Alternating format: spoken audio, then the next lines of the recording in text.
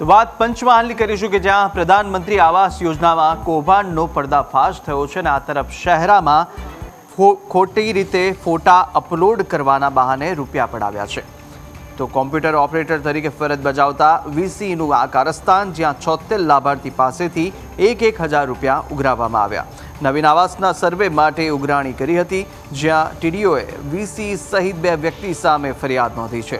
1,000 વસૂલનારા સામે કાયદેસરની કાર્યવાહી હાથ ધરવામાં આવી છે। પ્રધાનમંત્રી આવાસ યોજના અંતર્ગત સર્વેની અંદર ખોટી રીતે સર્વેના ફોટા અપલોડ કરવા માટે જે લાભાર્થીઓ વિરુદ્ધ ખોટી રીતે 1,000 રૂપિયાની માગણી કરેલી હતી। એવા 3 ઇસમો ધરોલા ગ્રામ પંચાયતના એક ફરજ બજાવતા કોમ્પ્યુટર ઓપરેટર તરીકે વીસી અને અન્ય 2 ઇસમો દ્વારા ગ્રામ પંચાયતની અંદર પ્રધાનમંત્રી આવાસનું જે નવીન સર્વેની અંદર 1,000 રૂપિયા ઉઘરાવવાની ખોટી રીતે ઉઘરાવેલા હતા એવા એફિડેવિટ ગામજનો દ્વારા પત્રે રજૂ કરેલા હતા। એ એફિડેવિટના આધારે એ 3 ઇસમો ઉપર ફોજદારી કાર્યવાહી કરવામાં આવેલ છે।